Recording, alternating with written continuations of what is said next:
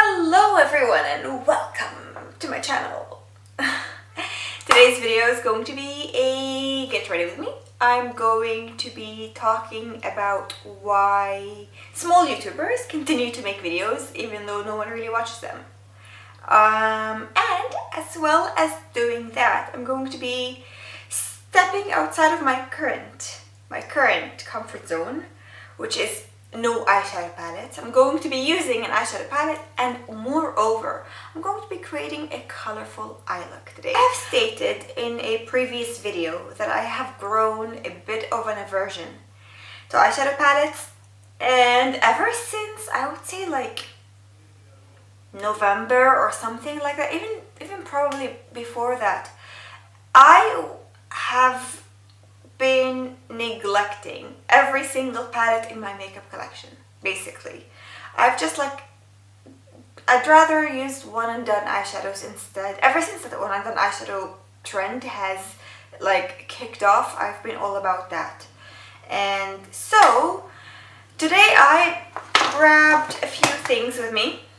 I have all of these things. I have the Juvia's Place Magic Mini. I used to really love the palette, but the thing about Juvia's Place is that their palettes are huge, and in terms of pan size, and for a color that you're not always going to be into, it's a bit excessive. Like I would rather have had it being like super duper tiny, much smaller and much less amount, because I'm never ever going to use navy or hot pink and green eyeshadow all over my eyes on the daily, and this is going to rot.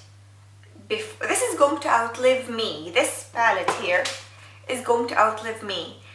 I don't think that it will outlive me in the best condition. We're probably going to be rotten by the time that I'm no longer a human.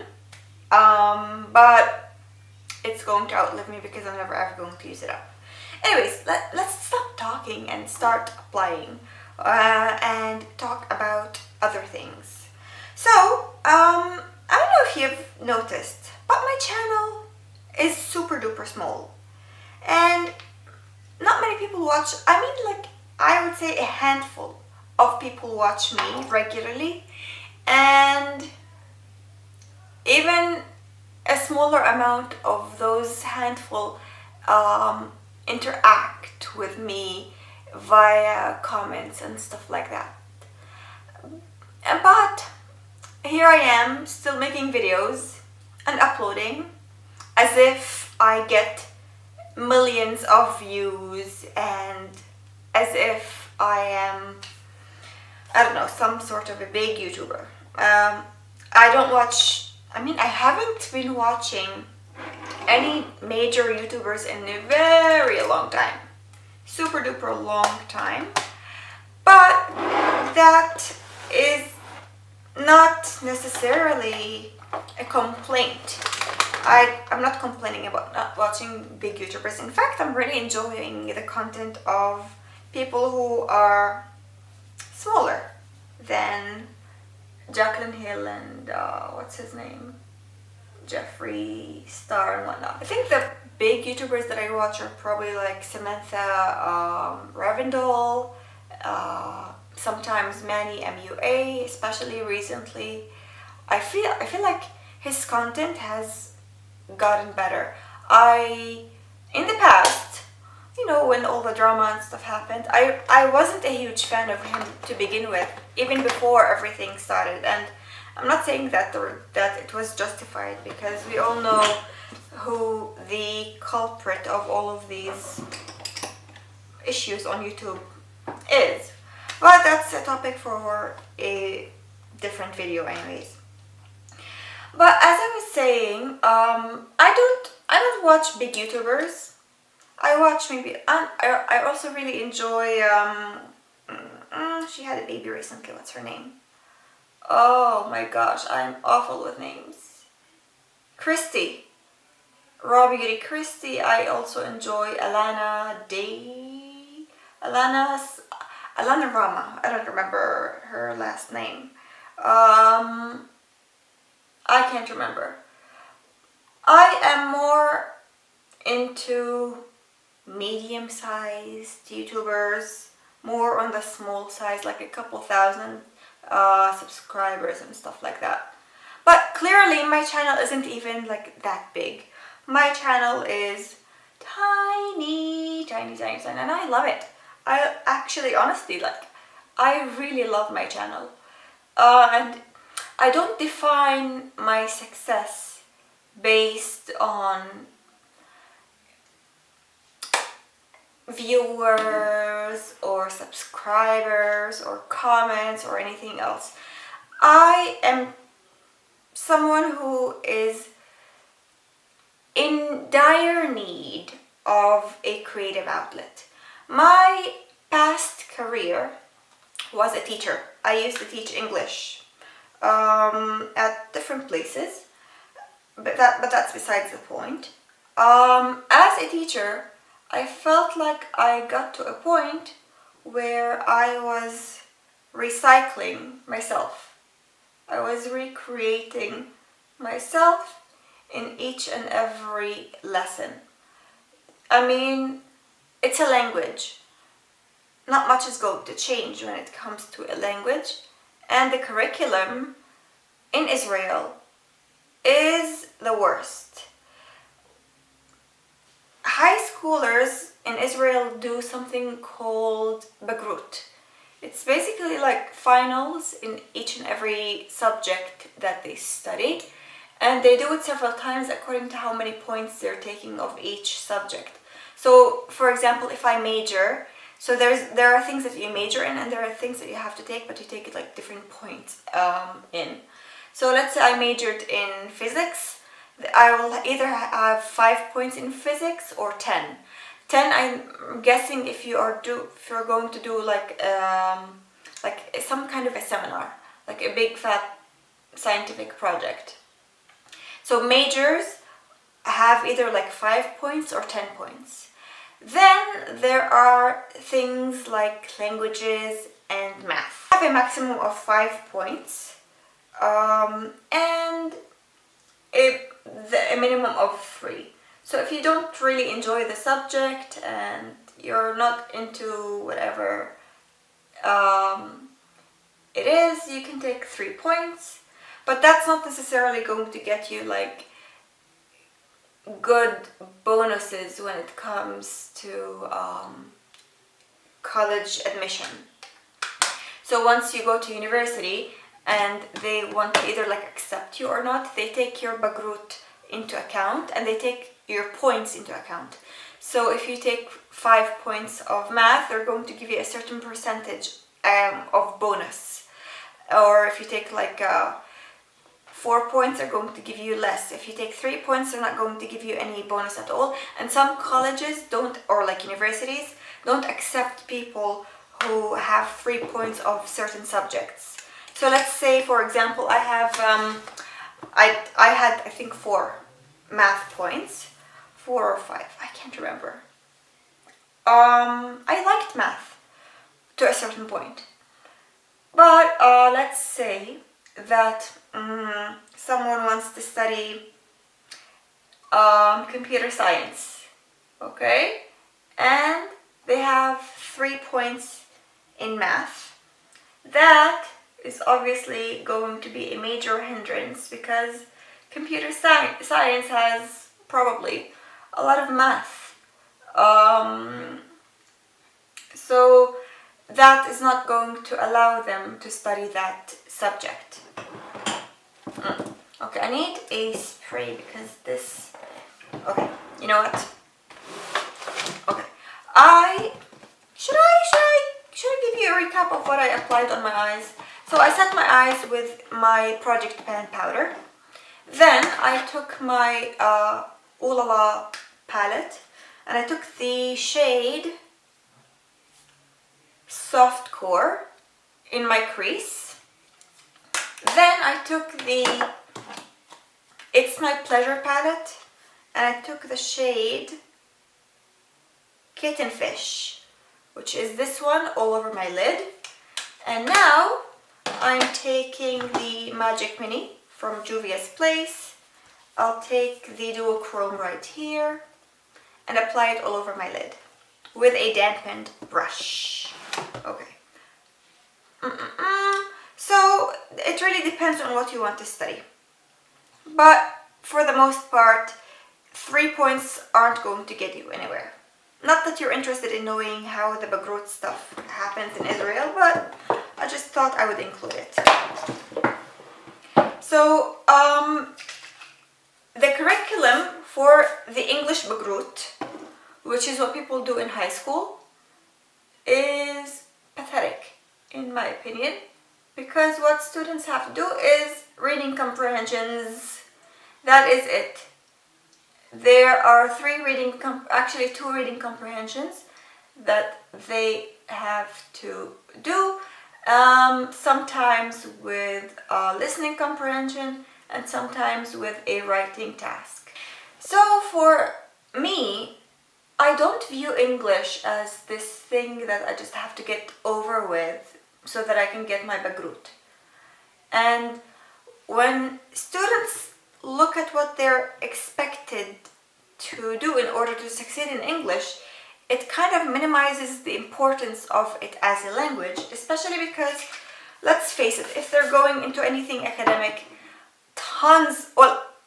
99% of the articles they're going to be expected to read are going to be in English. No one's going to write articles in Arabic or Hebrew, because the audience that can read this article is much smaller, simply because not many people know Hebrew. And many people know Arabic, but not all of them. But everyone in the world knows English, because it's the international language, it seems. At least when I'm filming the video in 2021. Maybe in 2055 it will be different, but who knows, maybe it'll be Chinese. Maybe we'll all be studying Chinese instead of English. Maybe you won't even understand my video. Who knows? Anyway, so I felt like I was just simply recycling myself. I was not enjoying teaching, and I couldn't help but feel like students understood that this is way too easy, that they don't even have to put any effort into English, into the language itself. And it took away the fun factor. When I taught at a school, I used to have, I can't remember if it was called like Friday Fun Day or something like that, that for one lesson a week, I would do something completely random and not from the curriculum. Some activity that was fun, enjoyable, and in English. I thought that I could use English as means of doing other things with them. So whether it is watching a movie and discussing it, whether it is like a debate about whatever subject I thought of at the time, whatever it could be. And for the most part, every time I did that, the students would approach me, ask me if this is included in the final, and if not, then can they spend this time studying math instead? You can clearly tell that I was very enthusiastic and told them, of course, go study math. Don't participate in this activity. It always hurt my feelings, because I don't see English as this thing that I have to get over with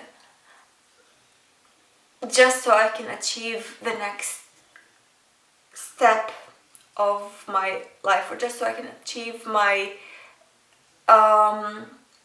short-term goals. I see English as this thing that's going to haunt you in the best way possible for the rest of your life. As you can see, I was very unhappy, and I felt like any time that I could get creative, I was not met with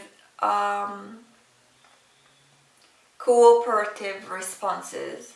In fact, I felt like I was being shut down every time I attempted to do anything creative with the kids. I felt like they were put under so much pressure that they didn't see the value of doing anything that is extracurricular. And that made me sad and upset. Not necessarily at the kids, because I understand where they're coming from. I mean, they are taught that grades are everything. They are taught that their entire existence is judged upon their grades. And that, unfortunately, is true to a certain extent. But not in my opinion. I don't see success in the same way that people see it. I don't necessarily think that success is measurable. I think it is immeasurable. You can't measure it by the number of subscribers that you have or the number of views. You can't measure it by your final grade. You can't measure it by, I don't know, your university average. It's not something that you can measure. But this is something that when I was their age, I wasn't aware of. I didn't understand. Everyone around me was shouting down that I need to do my best to get an A+. And if it's an A, then it's not okay. I rhymed because I wanted to. Anyways, so I understand where they're coming from and I feel for them. But I felt like my attempts at being creative and stepping outside of the box were not met with open arms. And so I just needed something else. I needed something to allow me to really embrace this side of my being.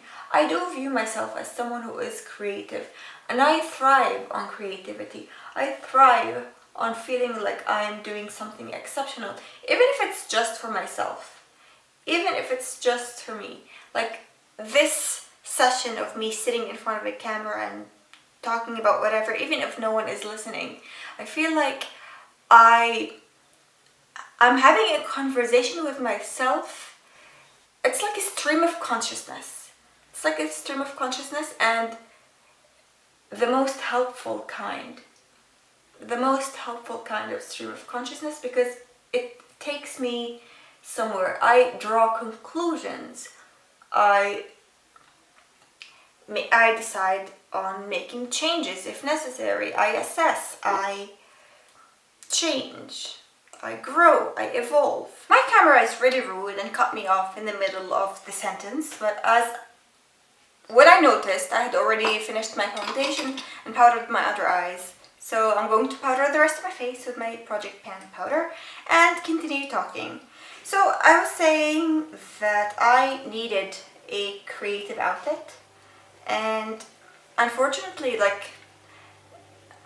at least as someone who works in, or who used to work in the English industry, translation isn't exactly for me, because I feel like in order for you to be to be good at translating or interpreting, you have to know a lot about a lot of things. Like if someone was to give me a chemistry article, what would I do with it?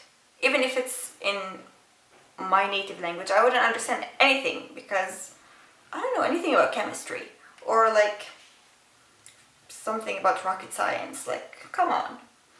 So I don't think that I would be a good fit for translation or interpretation, simply because I don't want to have to do the research about rocket science and chemistry and diets and whatnot. And it's not necessarily you being creative, it's you knowing how to deliver another person's message the best way you know how to. And while I appreciate it and I respect this kind of job, it's just not for me, it's not for me, and that's okay. So as long as I was a teacher, I always felt like there was this desire in me that was never fulfilled to do something that is more outside of the box. That probably would have never come to fruition had it not been for the fact that I had a year off due to sadness of the world, I'm trying to use this Nabla bronzer with a different brush to see if I like it. I just don't like this bronzer with my normal Yana Provis brush, but I'm going to give it a shot. I have the shade Umber, I think. Yeah, I have a good memory. Okay. This brush makes this work. My other brush, which is much looser, this brush is much looser. This is dense. This is loose. This is a Tarte brush. I don't know what it's called. It's just like this Tarte weird brush. Anyway, so as I was saying, I don't necessarily have many occasions in my academic life to be creative and to embrace this side of me that I think is my favorite side of me. So knowing that any time that I wanted to be creative, I was met with question marks and lack of acceptance, I needed this more than it needed me. I needed this because this was my oasis in a way. It was my oasis. It was like my favorite place to be because I could finally be me. I could finally be creative. I could finally talk about things that are fun and not very serious. I mean, let's face it. No one on YouTube who is in the makeup industry or who makes beauty videos is doing anything that serious. No one is finding the cure to cancer here in the beauty community. No one. And I can guarantee that almost to a certain extent. I want to apply a little bit of this around my nose. Okay, listen. I like it better with this brush, but still. I just don't know if I like the color. It kind of looks orange, although it doesn't look that orange in the pan. I don't know. Tell me what you think. Does it look good on me? I'll also use the Nabla blush, but this is a beautiful blush. I really like it. I'm going to use my Wayne Goss 14. I bought this way before I became cruelty free, and I'm not about to toss all of my brushes just so I can have cruelty free ones. If they work fine, then it is what it is.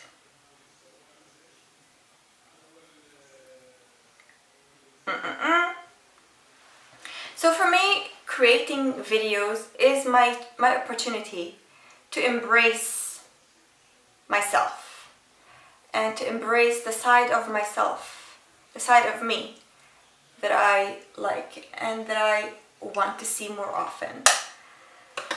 That unfortunately doesn't work professionally.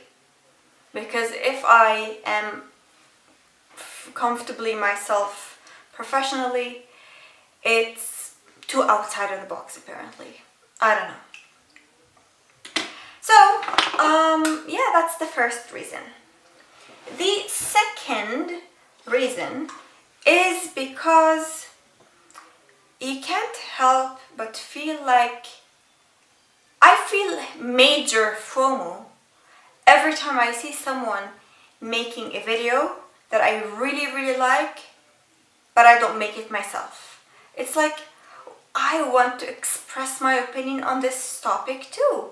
I want to have a voice. Even if my voice is this tiny little minority that no one ever pays attention to, like it is with every community in the world, I still want to make my voice, I still want to voice it, basically. I'm not sure if I'm making my voice heard because my channel is minute, but that's not going to stop me from expressing myself and expressing my opinions. Oh, this highlighter. This is another Nabla product. This is the Nabla Ozone highlighter. I know that some people are talking about another shade that I can't remember, but I really like Ozone. Oh, this blush is too colorful for this eye look. I'm probably gonna try to dull it down with something. Let's take a boring blush. Actually, no, let's not take a boring blush. Let's take my Project Pan blush and layer it over.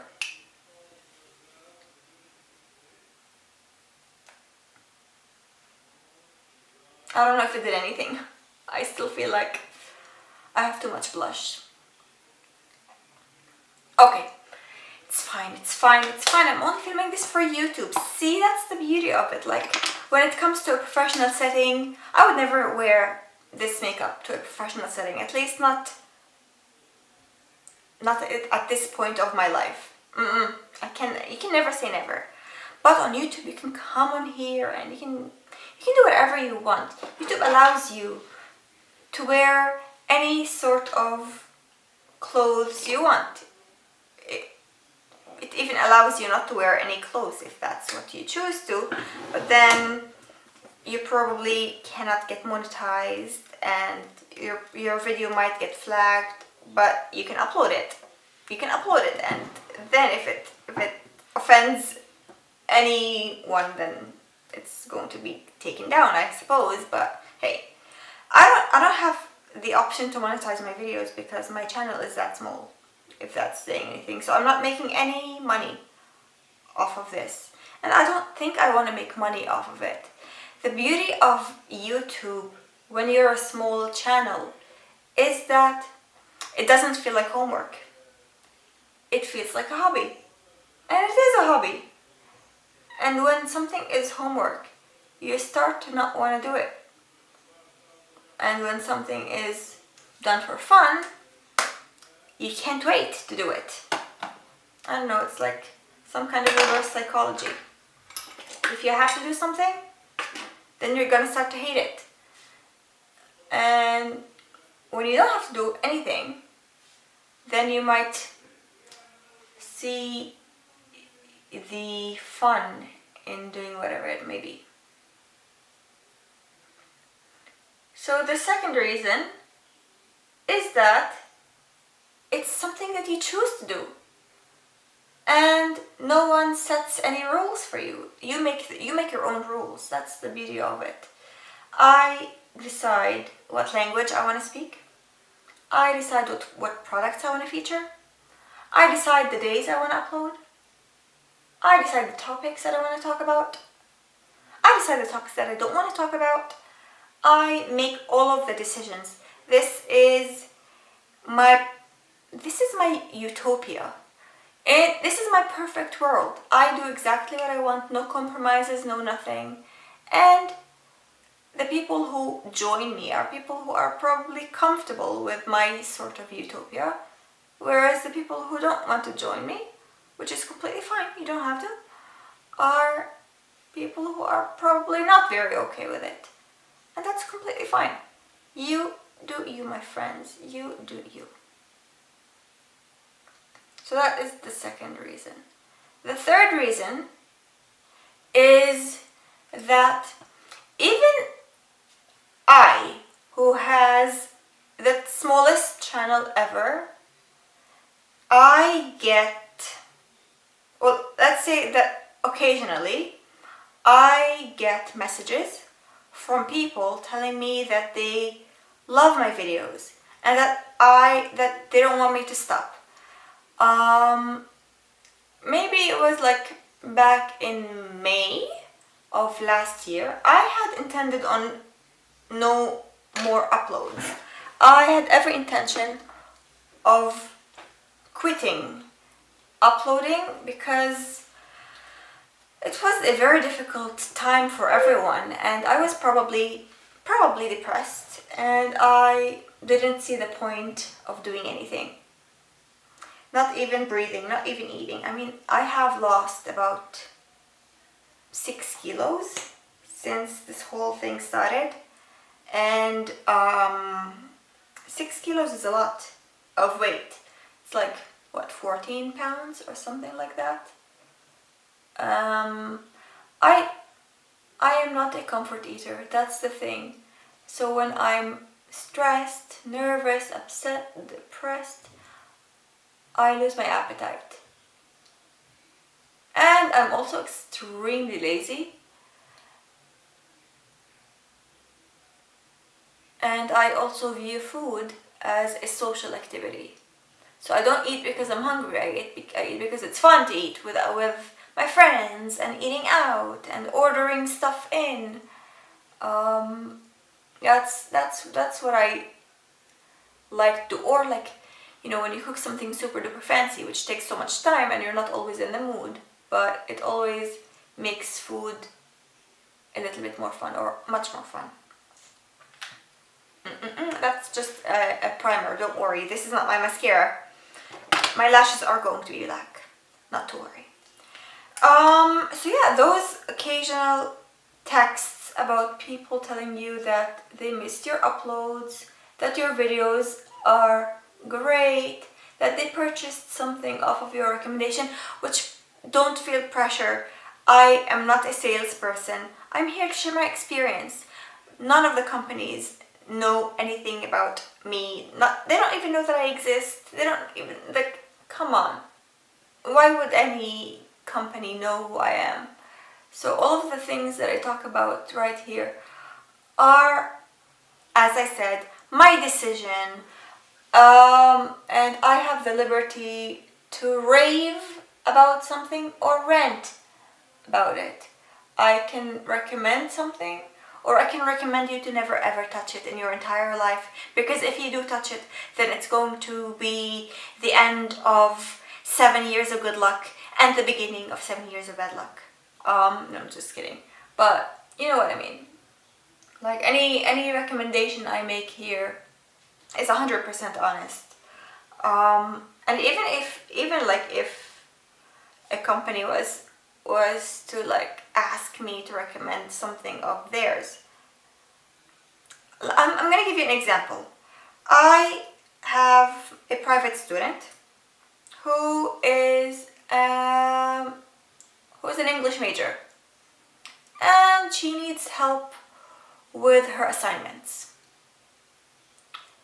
Up until this point, I have felt like I was writing them for her, and I even like read one of the plays that she had to write an article about, an essay about, and she didn't even like read it.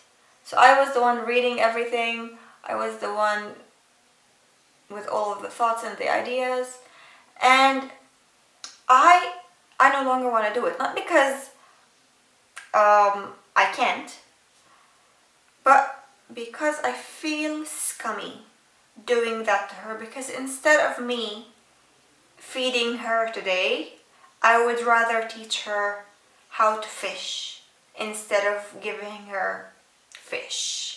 Right? Isn't there such an idiom or something like that? Don't teach someone how to eat fish. Don't give someone fish. Teach them how to fish, or something like that. You know what I'm talking about. I'm pretty sure that there is such a thing. I need to go grab a lippy and come back. Hold on. So she texted me a couple days ago telling me that she has an assignment that she needs help with. I told her that she can text me when she has a draft done and we can sit and discuss it. But I'm not, even if she never comes back, I would rather her try to write something on her own, and for us to work on it together. And I haven't heard from her yet. This was yesterday. I told her to do it yesterday so that we can meet up today. We'll see.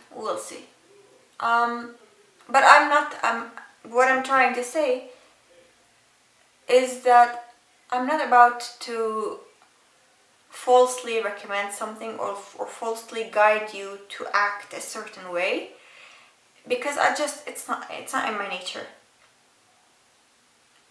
I would feel gross about myself.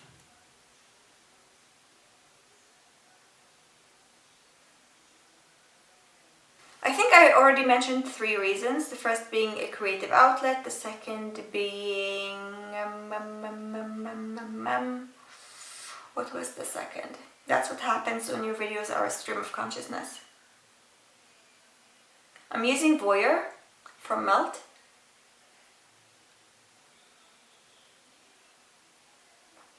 Because I just wanted something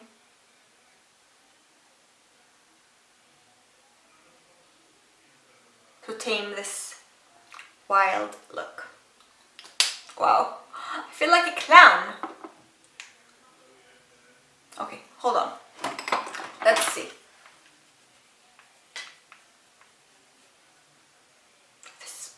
Okay, I'm pretty sure that what's throwing me off is the blush, because I feel like it's too bright with this eye look. Anyways, so since I'm done with my makeup look, I'm supposed to be wrapping up this video. But the reasons why I personally continue to film is because it's fun for me. I make my own rules. That was the second one. No, there are no compromises. I don't need to change anything. I can appear however I want, with makeup, without makeup, wearing my normal clothes or wearing fancier clothes. I can come on here in my PJs, I'm pretty sure, and that will probably be fine. And the third reason is because I do feel like, in my own small little way, I have touched a couple people's lives, and it always warms my heart. And it's fun knowing that there are people who value what you do. Not that I'm doing this because I want anything in return. I really don't expect anything in return, and I hope that you know that. But it's always fun to know that you've positively affected someone's life, and I think that that's the third reason. The fourth reason is because it allows me to discover myself. It gives me the space to evolve through trial and error, and to witness myself trying things out and learning from them. I have not only learned how to do makeup, but I feel like I've learned how to speak. Public speaking has always been something that I've kind of struggled with. I've always been a bit more on the shy side, and I feel like YouTube, combined with my previous jobs where I had to do clubs in front of like a bunch of people, have helped me feel more at ease and comfortable with coming on camera or speaking in public in front of however many people. That's the fourth point. And the fifth point is because, honestly, meeting other people who are creators is really fun.